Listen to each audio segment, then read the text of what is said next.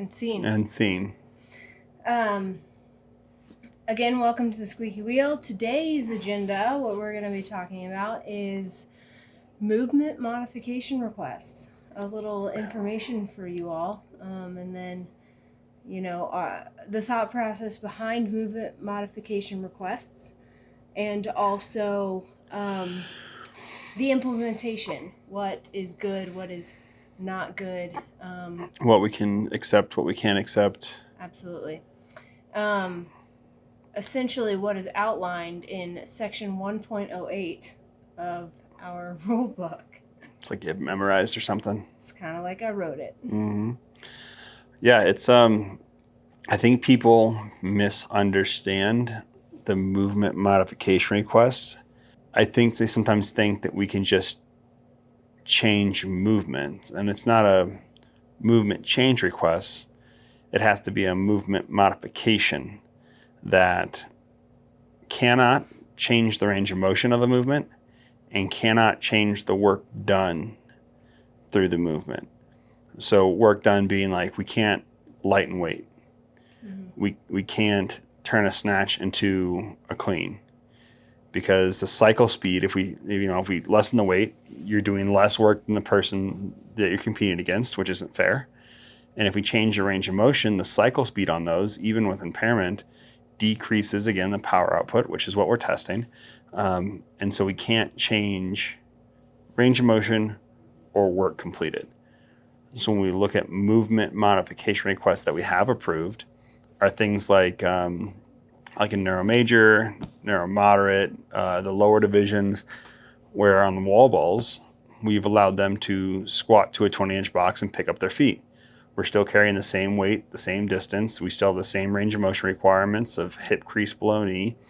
And so it modifies the movement, but it keeps the heart of the movement, the range of motion and work completed, the exact same. Yeah. I remember when you came up with that modification. Mm-hmm.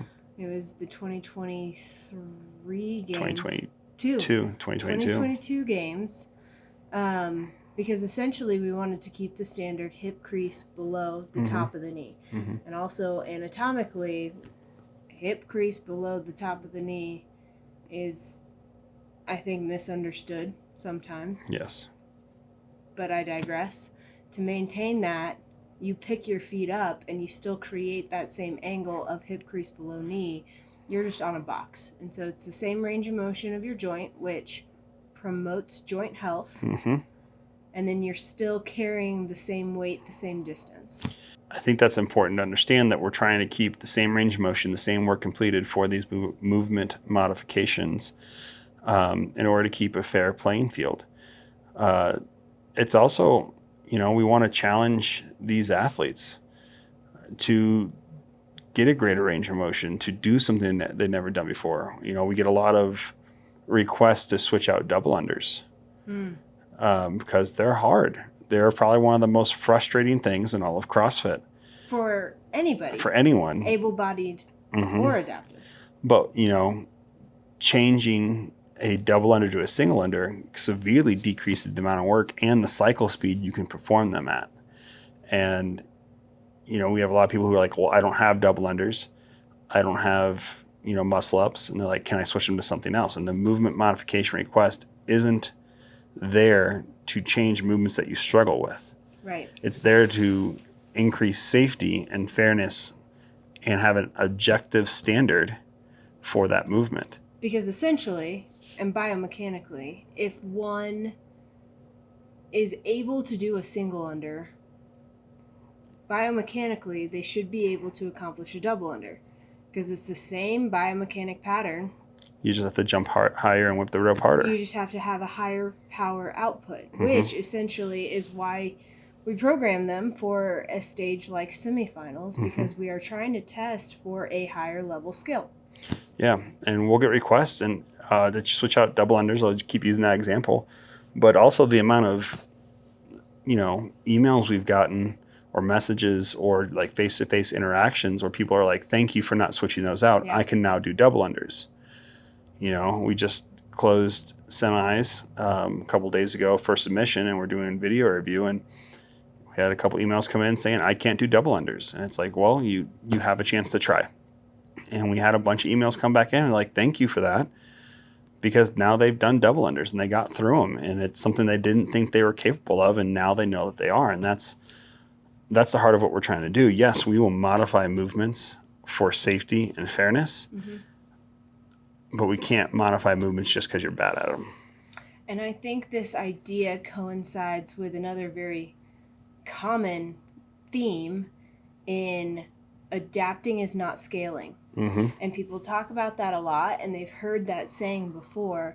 And I just want you to touch on, specifically in competition, what does that mean? So adapting is what we do to the workouts. So we change the workouts to maintain the stimulus, but they're still challenging. Now, scaling, on the other hand, is when we bring the workout down to where you're at now in your capacity in order to build you up to get to that RX. So scaling is a way of meeting you where you're at in your training and in your fitness journey, which I hate the phrase, but we're going to use it. I love that phrase. Where you're at in your fitness journey, we scale to meet you there. And that way we keep the same stimulus and then build you up to that RX. Whereas adapting is looking at a movement, looking at a workout, and maintaining the stimulus. So one's meeting you where you're at. The other one is maintaining stimulus. And in training, in good training, you should be adapting and scaling all the workouts in your gym. But when it comes down to competition, something like semifinals, like the Open, we put a scaled version of it. So we adapt the workouts for the best, and then we scale for the rest.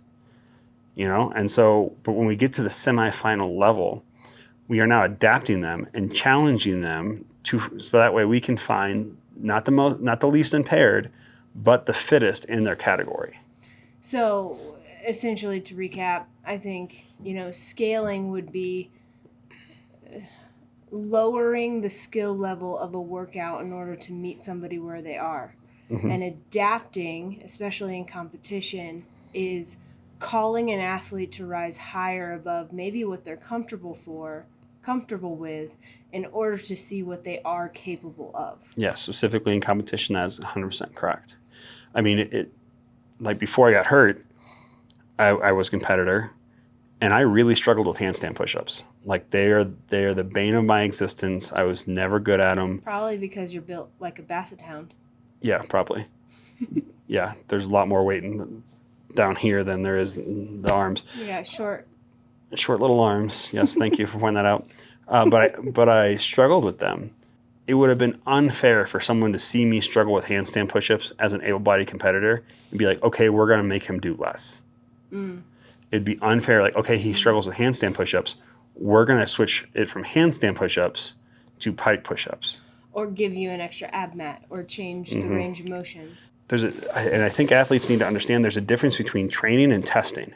Say that again for the people in the back. There's a difference between training and testing. What you should be doing like in your day-to-day life is training. Getting better at the movements you're not good at. Scaling to then progress to the RX.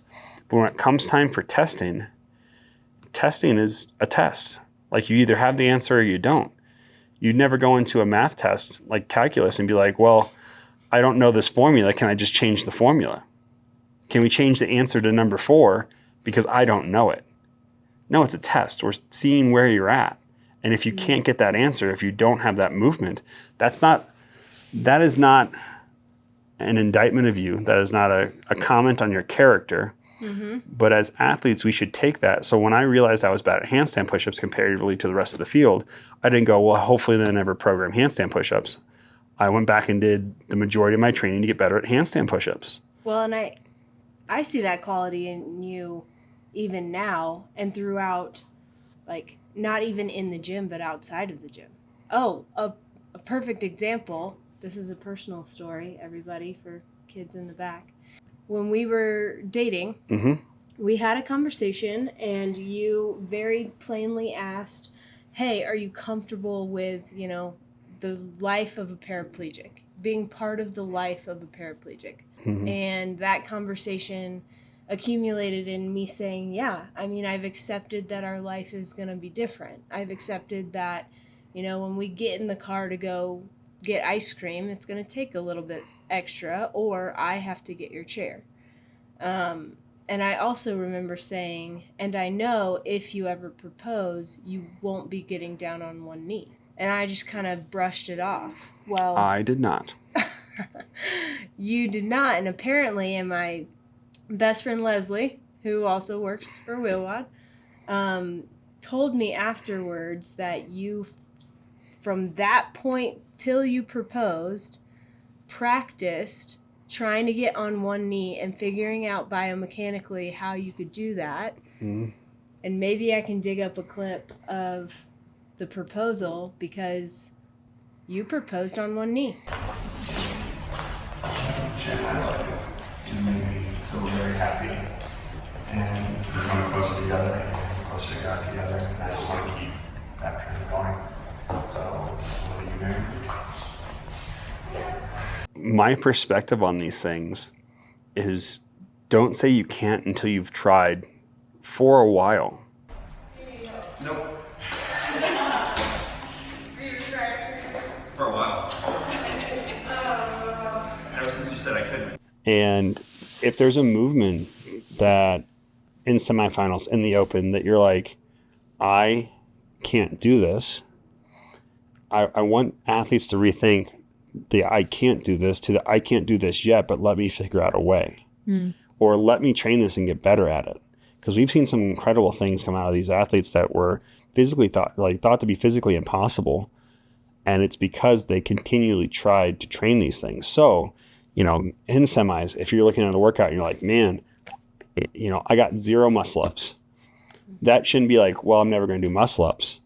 The mindset should switch to, I'm going to make damn sure that next year during the open, next year during semifinals, I'm going to have muscle ups. And that comes with creating a plan on how you're going to get muscle ups, creating a plan and figuring out why you don't have muscle ups yet and training those things. So we go back to that training and testing. Yeah. When we teach a level 1, we always talk about like lowering transitions up to a strict muscle up. Well, the lowering transitions, training that transition, learning the motor pattern, getting good at the motor pattern, that's training. You're going to train that motor pattern. You're going to train how you do it. You're going to make it better. You're going to make it as good as you can. And the test is whether or not you can have you get a muscle up Later down the road. So we're training that muscle up, and the test is, can I do a muscle up? And so when we're looking at workouts, it shouldn't be like, well, oh crap, I can't do this movement. Woe is me. It should be almost an excitement to have something else to train for, and not just training the things you're good at. Yeah. People get comfortable and they like to maintain that comfortability. And I think that is where good coaches come into play. Which is another really hard part about movement modification requests, because people ask us all the time, like, well, I can't do this. Do you guys have suggestions? Yeah. And we have to respond with, we can't give you suggestions. That's coaching. We can't coach athletes that are competing.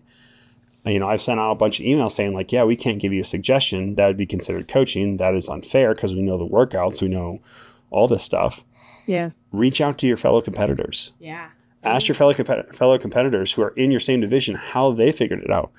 Because what we're seeing is like a lot of people in these divisions have figured out ways to do them probably better than we ever could, because it's not our impairments.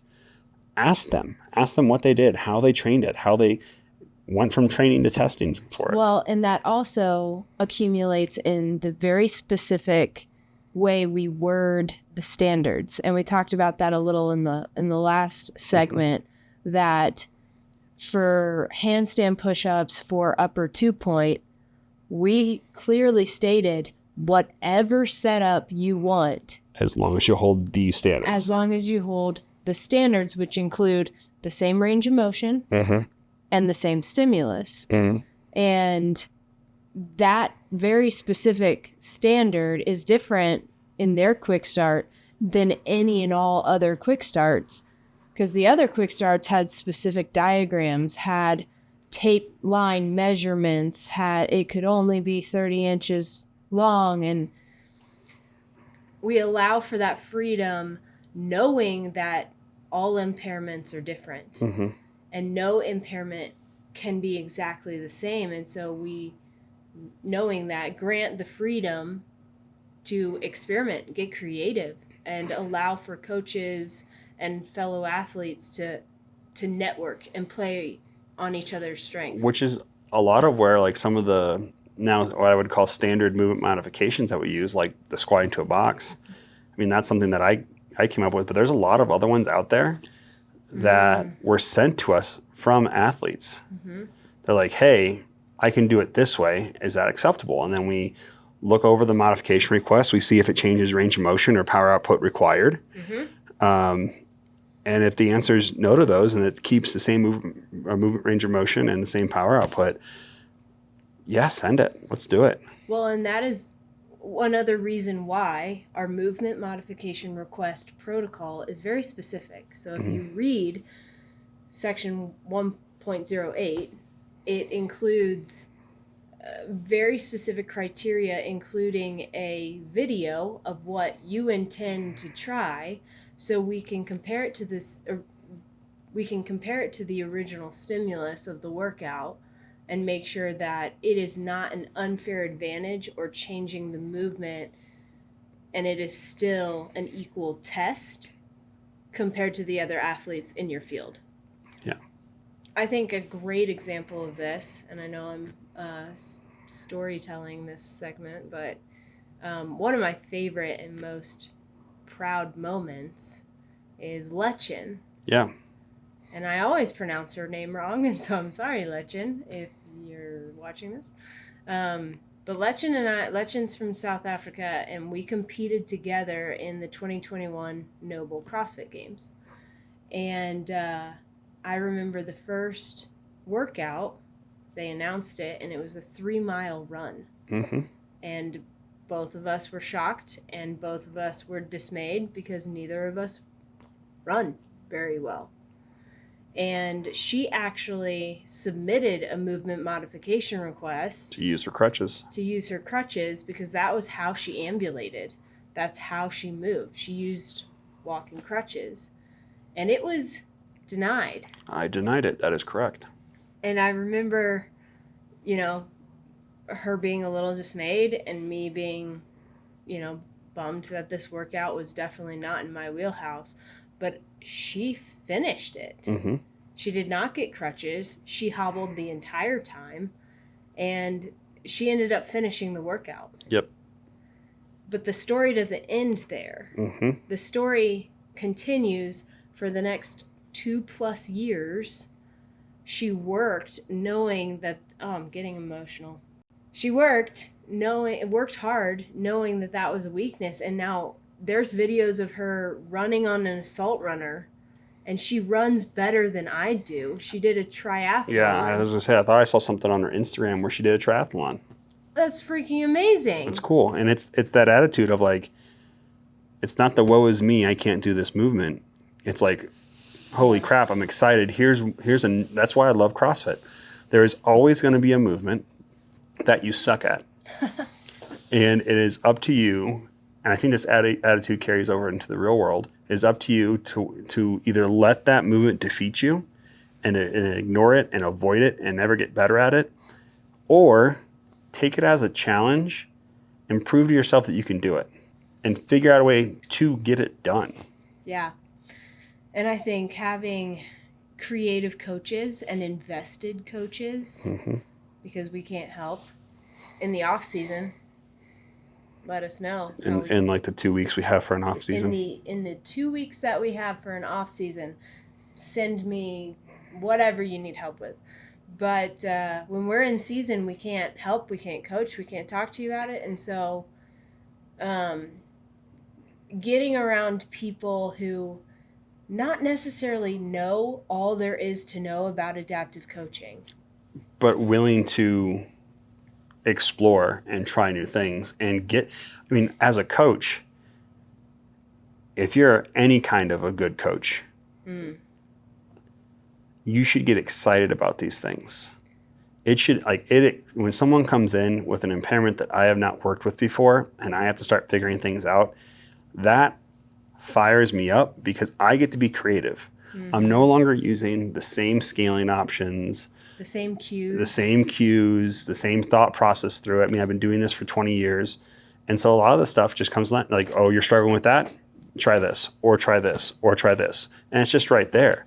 But when someone comes in with a dilemma, an impairment that I haven't worked with before, that's exciting because I'm like, all right, let's get creative. Let's figure out how we can do it. Can we put a box here? Can we use this here? Does it change range of motion? Does it change your power output? Is it something we can use as a scale and then build you up? Mm-hmm. Like that, as a coach, if you're coaching adaptive athletes and that doesn't excite you, you probably shouldn't coach adaptive athletes. Yeah. Well, and we see that not even with just adaptive athletes, because we have a lot of able-bodied athletes here who may be completely new, not just to CrossFit, but athletics in general. Those individuals who don't know body control, when you are there in the moment that they can figure it out because of a cue that you said or an analogy that you can go to, when you can affect that, I mean, that's super powerful stuff. Well, I think the hard part for people coaching adaptive athletes, and this is where it kind of fires me up and makes me angry, is like, how many emails do we get that from athletes that says, my physio, my PT says I can never do this. And they just take it as law. Like, PT said I can't do it, so there's no chance I'm ever going to be able to figure out a way to do it. Yeah. And it makes me so angry that there's medical professionals out there that are so short-sighted and lack creativity that their immediate answer is, this is impossible, don't try. Yeah. Like, it drives me insane because you've now just put not only a limiter or a limitation on them that technically doesn't need to be there, but you've also limited their life because now they're thinking that same motor pattern is impossible for them to do in the real world. Yeah. We have a athlete here. He's not competitive, so I can coach him. And he's an AK, and he's been doing CrossFit for as long as I have. Like, I think he started like a year after I did, so he's been doing this stuff for 20 years as well. Well, he was going to gyms before adaptive athletics was a thing, adaptive CrossFit was a thing, so no one ever told him that there was a way to adapt. So he's always just done things RX.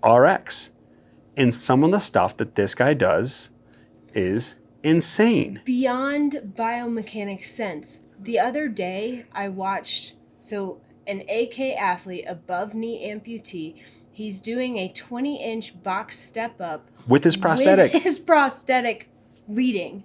So his prosthetic is on top of the box, his natural limb is off, and he got up onto the box.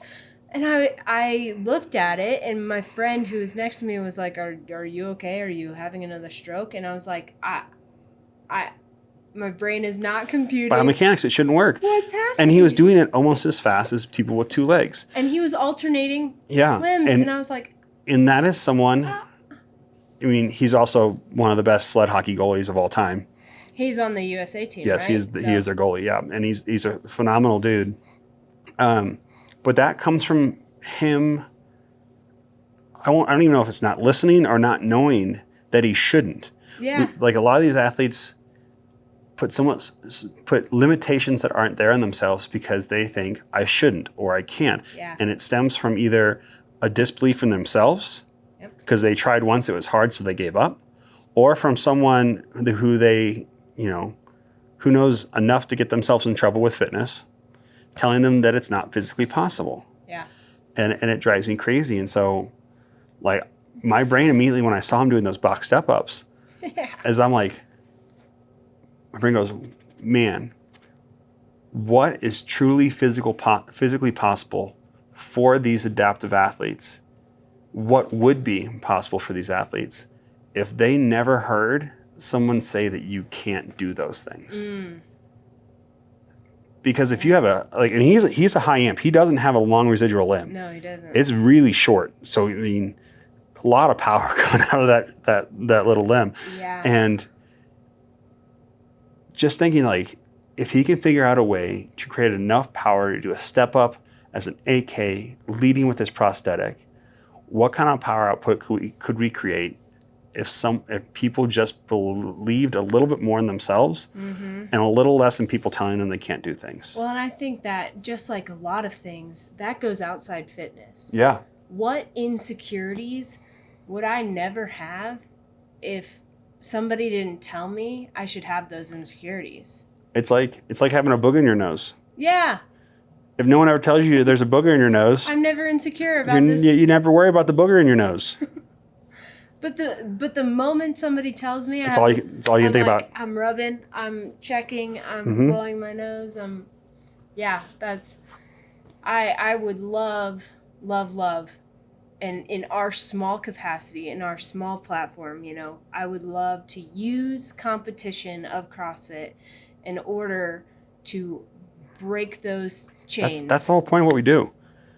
I mean, I love working with these athletes, and I love providing them a space to compete so they can get out there and show what they're capable of. If it went away tomorrow, I don't care. As long as people could still see what these athletes are doing, and that person who just became paralyzed, just lost their leg, get to watch these other athletes and go, it is possible. Like we have the 2 AKs in our gym. Yeah.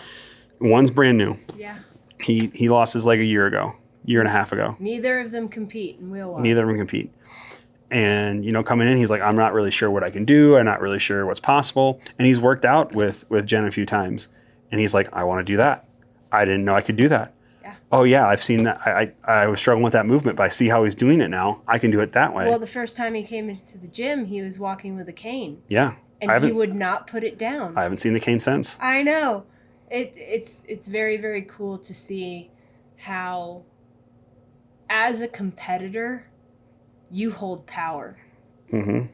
Like immediately. You're influential. Like you're influential. You are doing things that people have told you that you can't and you shouldn't, and you're throwing it back in your face, and you're saying I can and I will, and that will affect generations to come. Like the family around you, the friends that you have, it's not a small circle of impact. No, and we've experienced it even with just me. We're like, we have a good friend who owns a ranch, and he wanted to make it accessible, so he had me come out and help make it accessible. And he's like, yeah, I used you as the blueprint, and I quickly realized when other people were coming out, I shouldn't have used you as the blueprint. I'm like, no, you should, because these things are possible. They can do these things. Yeah. They have to want to do these things. They have to be willing to do the hard thing and train these things and put up with failure. Yeah. Like I think a lot of times adaptive athletes are scared of failure. Well, obvious. Of course they are. And, a fear of failure is the quickest way to never progress. Yeah. I also want to say, comparison is the thief of joy. So if you are comparing yourselves to other people and finding yourself less adequate or inadequate because of that, that is not what we're trying to say. What we're trying to say is when you see what other people can do, it should fuel you and fire you, not degrade you because it's an effect on your character. It has nothing to do with you as a person. It all has to do with the scope of your abilities and broadening that. It comes down to a couple things. You have to see something that you want. You have to decide, I want that. And then you have to take a true and honest look at the work that is required to do that, and either make the decision to like, yes, I still want it, I'm willing to do that work, or no, it's not worth it to me. And that's going to be the difference between a games competitor and someone who does, like, I love people who do the open for fun. Yeah. And if you don't want to do the hard thing, you're still welcome to do the open with us and progress a little bit. I do the open for fun. Yeah. And so like it just comes down to that mindset. I want that. Here's the work that's required to get it. I am willing to do that work. That's awesome. And we're definitely seeing work this season. A lot of really, really cool stories. And we look forward to seeing what everybody has at the games. Yeah, I'm excited for the games. It's going to be cool. It's going to be real cool. Thank you guys for joining in. This has been the Squeaky Wheel. Squeak, squeak.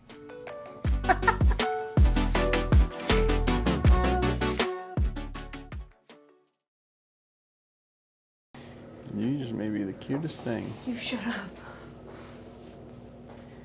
Don't hit the rack. What? Don't hit the rack. You don't hit the rack. Oh! I hit the rack.